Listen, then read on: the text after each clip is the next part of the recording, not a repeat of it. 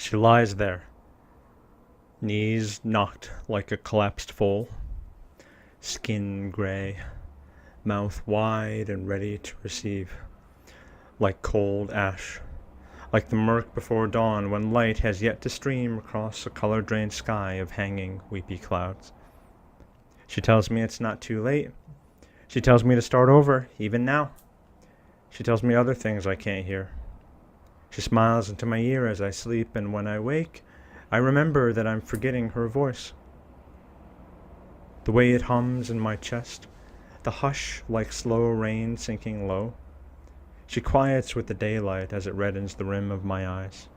In the silence of the morning, I place my hand on the mattress next to me and search for an echo. I plead for the breath of memory, though it'll hurt less if I don't. Blow through.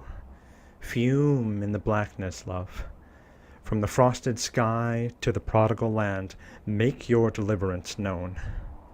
Be the spirit I can recognize, in a whisper drifting close. Be my burn. Blacken the edges and glass the core. Make me clear again. In the place where wind fails, she is breath made motion. I need only find the field where she waits and speaks. She is tall there, a pale effigy bridging earth and sky, an alabaster testament. I need only go and become a new witness. I need only arrive. The rest will take care of itself. And that's why I've come as far as I have, over the ocean that like a faceted gem twirls in place, sprinkled with ice dancing across pale blue skirts. That's why I unseal my eyes to a cloudless light fuller than blindness. I blink away the speckles and pop my muffled ear with my little finger and hoist my bag onto my shoulder as I step off the plane and into the only reason I ever had.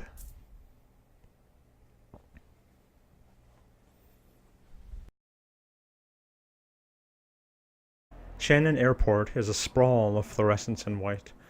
Linoleum that squeaks like her room in the ward, waxen and cheap, bitten by ammonia and laden with the musk of decay. Cut by little windows boxed in rows like absent portraits peering into nothing. Views into emptiness, like a night without stars, like rooms without clipboards, emptied of customers. Like the view from the fourth floor from within an empty room, transient filled, the upright and prone filing through. Immigration, the sign says. That's where I enter, up to the counter, passport in hand. The man in the uniform eyes my backpack. Yes, a one-way ticket. 2 weeks off work. Now the office will survive, just me. All the explanations. The funeral was 3 months ago, give or take. Clonazepam and diazepam. Night lights and toilet rims. Shadows thickening the ceiling. No one knows the what of me, let alone the why of why I do.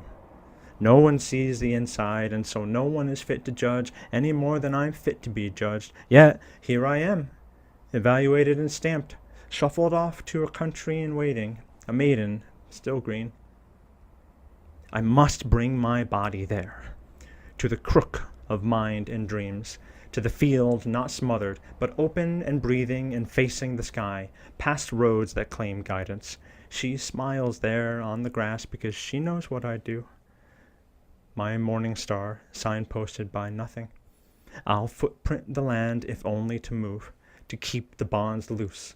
But first, I must arrive, body in tow.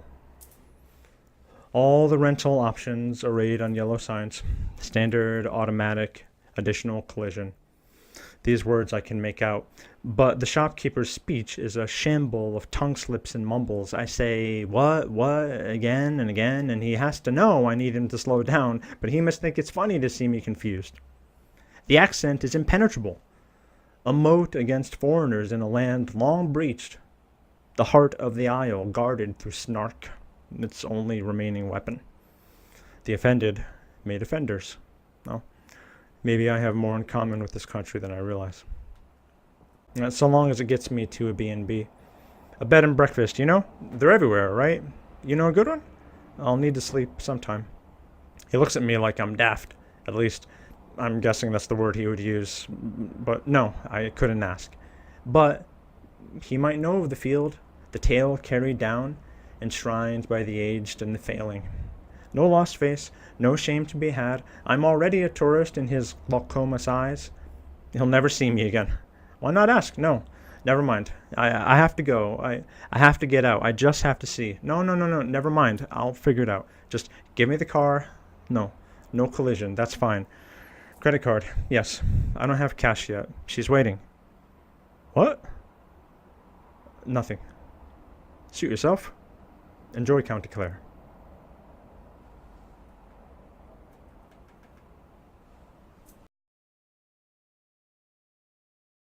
The hills chart my passage as I coast in chilled rain.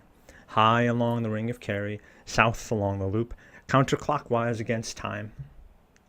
The passage snakes the coast by the sea swallowed grey, by the grey sky above, its roads the cliffs, its cliff the shore, far below lapped by foamy dark water. Another village vanishes as quickly as it appears. Its buildings blur by and I see not a soul.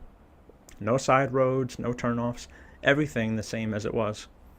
Only hills of muted green filed to stumps by endless water.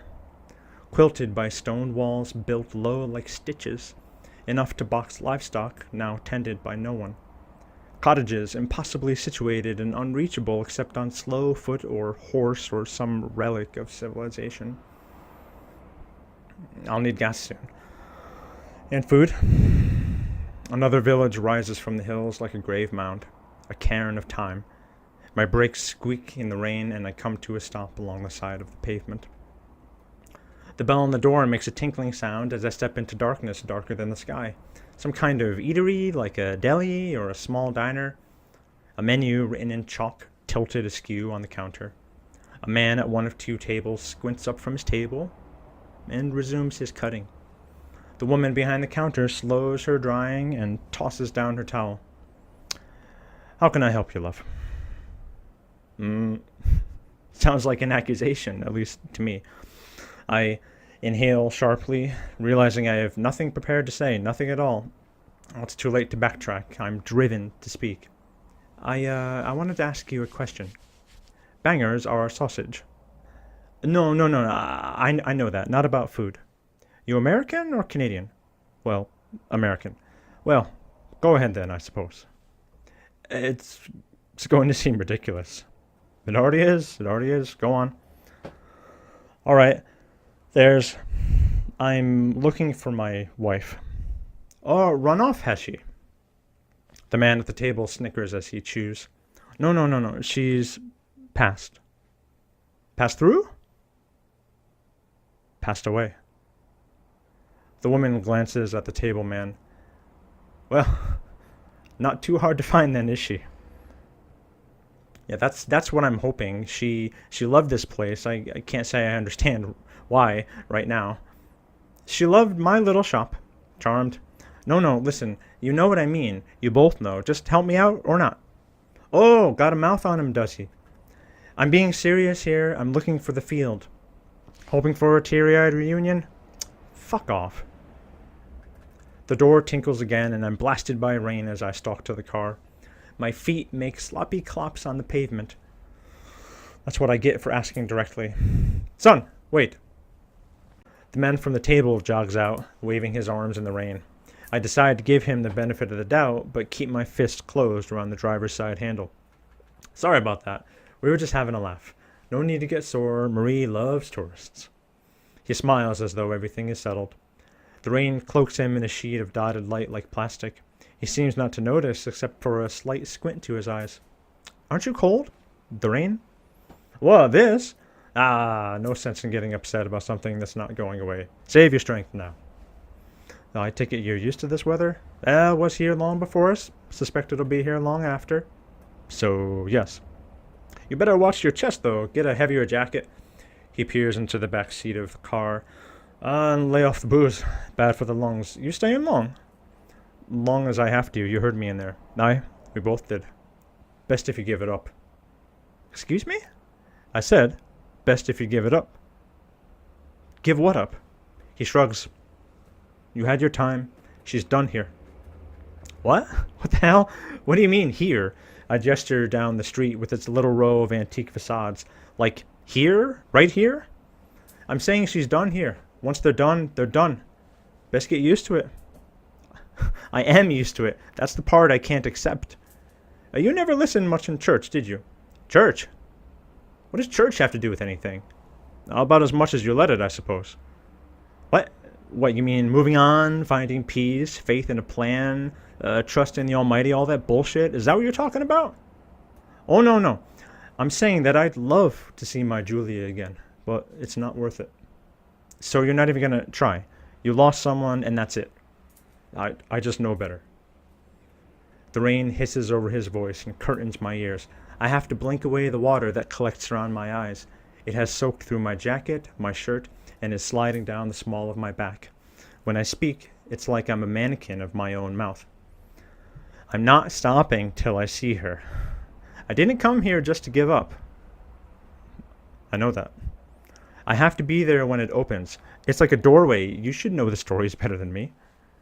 You're still looking in the wrong place, son.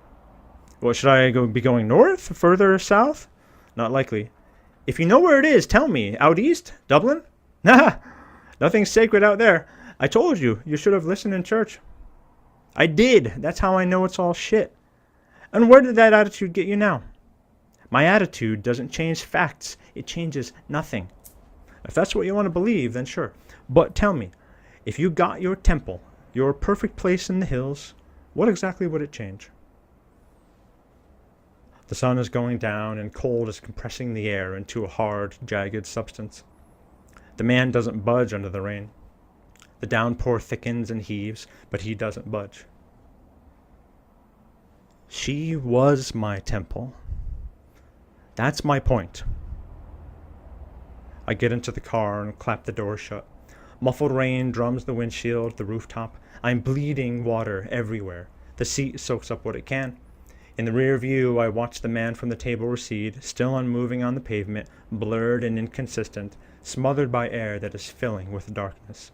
He and his magpie double, one at the counter, one at the table, one drying, one eating, forever in the little shop in Limerick. No need. No need for him and his mockery and vagary and doubt. The path itself will show me what I need. The road will take me to her, no matter how far.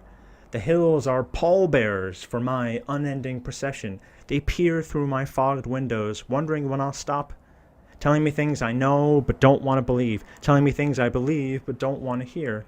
Those curved haunches of hillocks. Lush women who know far better than I. No, I won't. Not yet. Only when I find the fields, I tell them. Only when my still living eyes see the evidence. Only when I can no longer disbelieve what I refuse to admit. Only when I pierce the thinnest film of the world and watch my vision shift from stereoscopic to fused.